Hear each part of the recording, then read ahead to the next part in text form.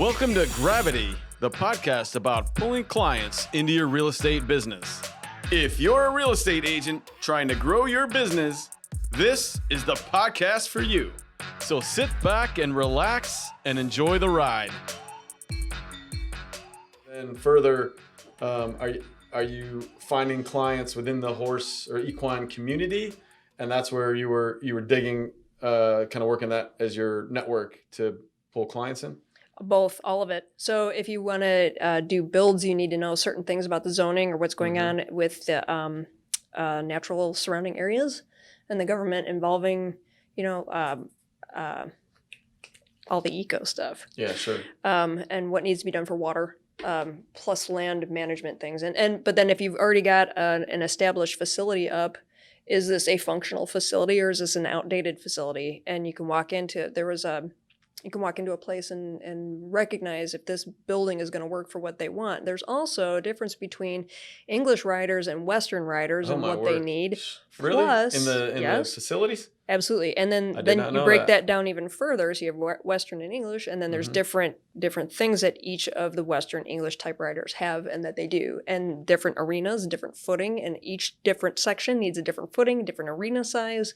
What is going to work for a Western rider is probably not going to work for an English rider, depending on what the English rider does. So it breaks it that you have to know the industry. That's awesome. To help somebody in something that is that specialized. That's great. So I think it's super interesting that you immediately gravitated towards what you knew and try to find clients in an area in which you had some expertise and were comfortable and connected in. Right. So that is, I saw you kind of made a face when I said when you first started, you kind of like made a face like, no, I already had this under control when I first started. So it looks like you had sort of this plan a little bit, at least. You may not know exactly how it was going to play out, but you had a plan of, hey, I'm going to try to focus on, a particular type of client in a field that you knew a lot about that was going to be comfortable, natural for you. And I'm going to guess you really enjoyed it as well. So it was probably fun for you. Yeah. So going through you getting a chance to go through all kinds of different barns that were on the market and going through the MLS and being like, oh, wow, that fencing. Or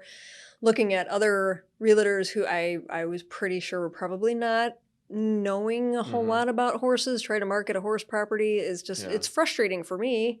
And for my clients, because it's like, I need to know what that fence is made out of. Don't just say fence. Or we go there and it's fence, but it's 200-year-old fence. Right. And it's barbed wire, and that's not going to work on a horse. Right. So knowing if you're listing something that's specialized, you have to know the ins and outs and not just be amateur, but you got to be pro level, understand a building. It's like if a residential real estate agent was just going to be like, oh yeah, you want a 70,000 square foot warehouse? Let's go. Right. Like you don't know anything about like what can you have in that warehouse? Yep. It's not just a warehouse can have anything in it. Perfect. There's certain warehouses that you can only have certain things in, and you can't jump. And I hate that saying that stay in your lane. It's just rude. But there's no, I would be totally willing to help somebody if they've got a client who's selling an equine property, especially if it's a commercial equine property.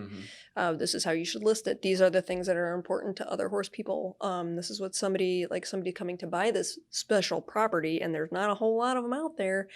This is the kind of person that you're looking for. This is where you need to advertise. These are the words you need to say. There's a whole horse lingo. So this is fantastic, and it's something in marketing that I think is often overlooked by not only the real estate community, but just businesses in general. And it's hard as a business. You want to be able to service everybody. You want to cast a wide net so that you can pull, fish back in there and you can actually make some money and service the people that you're working with. One of the issues is that you can't be everything to everyone. And so I love the fact that you kind of dialed in on something that was comfortable for you and sort of made that your thing. I think that's something that would benefit a lot of real estate agents, again, especially around something that they enjoy. I think the natural tendency is for someone starting a business to look at where can I make the most money? And so they try to do something that isn't necessarily authentic to them as a person. As a result, they don't put as much energy into it because it's not really who they are. They're just doing it for the money. and it's going to be foreign to them. Ultimately, they're not going to enjoy it as much. They won't put as much time into it. There's just a bit of a disconnect. So I think I would advocate for any real estate agent, try to find a topic. It could be anything. Fantasy football. You could have your man caves for the guys Sure. that are single guys that want a house. I mean, that would appeal to me, right? I'd play in 3 different fantasy football leagues. I'm not a complete dork, but I like fantasy football. Anyways, but that would be authentic to me. Now, you might never have played in a fantasy football league, and you might say, well, there's a big audience for fantasy football, so I'm going to try to talk about it, but you've never done it. It would be super awkward for you. Same as it would be awkward for me to go in there and try to tell people about equine properties because my sister liked horses when we grew up. I mean, just right. And it doesn't fit. The thing with that, though, is it's so see-through for somebody. Like, if I was going to look for a property and I wasn't a real estate agent, talking to a real estate agent who doesn't know something and plays it off like they do, Yeah. oh, bad. Oh, that's bad. Right. That is an instant turn off to somebody who knows what they're talking about and knows Sure. what they're looking for.